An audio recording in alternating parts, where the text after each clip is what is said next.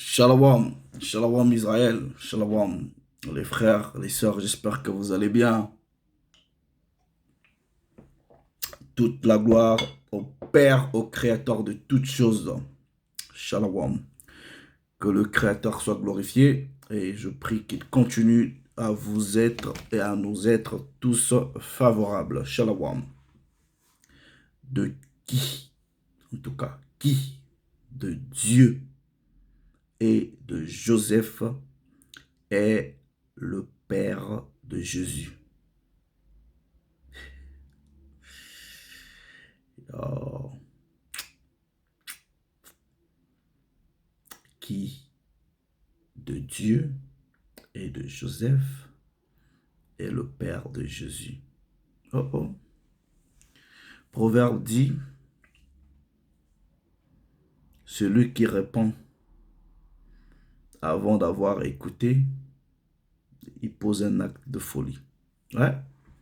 Et dans Ecclésiastique, pas Ecclésias, Ecclésiastique, il est dit là-bas, écoute, examine d'abord, et s'il faut que tu apportes la correction, tu le fais après.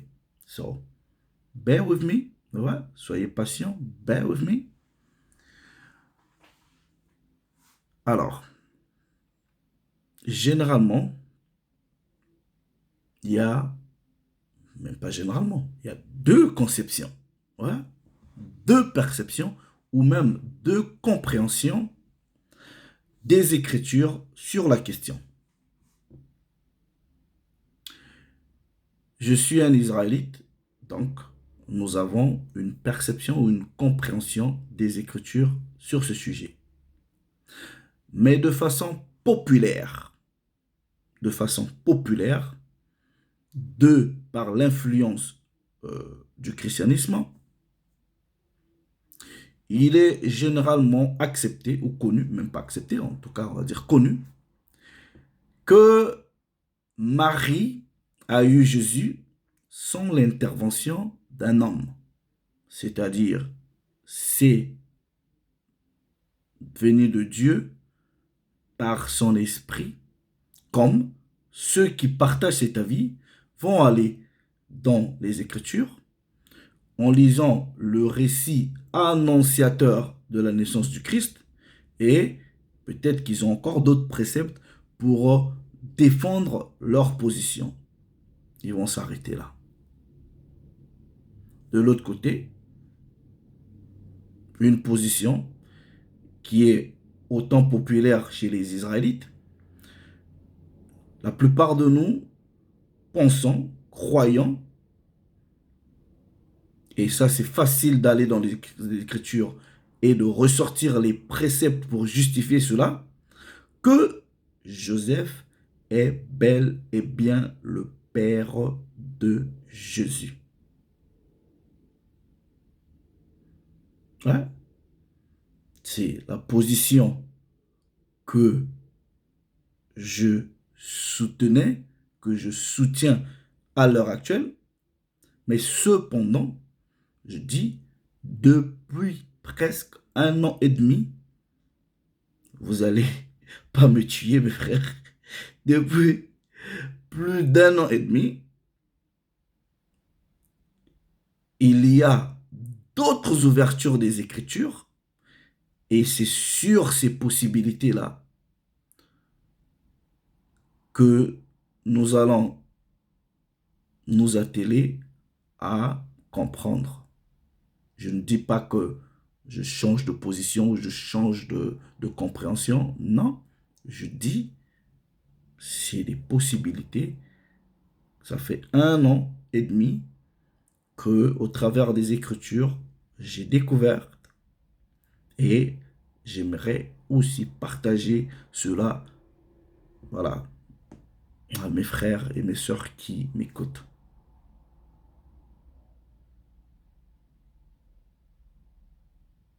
Qui de Dieu est le Père de Jésus? Essayez un peu de donner votre avis, voilà, avec les Écritures. Ensuite, nous reviendrons dans un avenir proche ou prochain plaise au Très-Haut, pour essayer de façon détaillée, voilà, à la lumière des Écritures, vous présenter les deux arguments et ensuite, ce serait à vous de voir les arguments les plus, en tout cas l'argument le plus fiable ou la position la plus bibliquement fiable, la plus bibliquement soutenue. Et ensuite, voilà, euh, vous pouvez, vous pouvez avoir de quoi défendre votre position. Voilà. Donc, c'est ce que je venais vous soumettre. Voilà. Essayez de dire. Mais je vous garantis, je vous garantis, il y a beaucoup de surprises dans les Écritures. Beaucoup de surprises dans les Écritures. Il ne faut jamais rien minimiser dans les Écritures. Jamais rien minimiser dans les Écritures. Il y a des mystères dans les Écritures. Car le Créateur lui-même est un mystère. Qui de Dieu et de Joseph est le Père du Christ? Est-il impossible que Marie ait eu un enfant sans l'apport d'un homme? Est-il impossible? Le Père va se glorifier au travers de ces édifications que nous allons apporter. Les frères, prenez le courage de mettre votre avis, ce que vous croyez, à la lumière des Écritures. De grâce, soutenez-le avec des versets bibliques. De grâce. Alors, si il n'y a pas assez de réactions, ben voilà. je ne ferai pas la vidéo en fait. Voilà. Mais non, je dis ceci. Moi, je ne suis pas quelqu'un qui vient, qui vous donne l'impression que je suis un détenteur de vérité, ou encore que ma position est l'unique ou seule position biblique, et que en dehors de ce que moi je comprends, ben, si c'est pas ça, c'est pas autre chose. Non, non, non, non, non. Je présente des possibilités et que les gens soient convaincus par les arguments qui sont présentés dans ce que je fais. C'est tout. Et vous décidez de ce que vous voulez. Voilà. Je ne suis pas un gourou, je force rien sur qui que ce soit. Je présente les choses, je présente les arguments, les pour et le contre. Et voilà, c'est à vous de décider. Donc les frères, essayez, ok, de mettre vos arguments sur table. Alors, une petite parenthèse. Si moi je ne crois pas en quelque chose, ou que je crois en quelque chose, je ne suis pas là pour vous forcer cela. Et c'est pas parce que quelqu'un d'autre ne croit pas à ce que moi je crois que cette personne devient mon ennemi. Moi, je ne marche pas comme ça. Je n'ai pas cette conception de la vie. Voilà, c'est tout. Tu as un avis contraire sur ce que nous tous nous croyons. Voilà, c'est ton avis, c'est tout. Je respecte. And then we move on. C'est tout. Mais si ce que tu crois ou tu rejettes ou tu penses que c'est bon là, c'est d'abord avant tout une appréciation personnelle.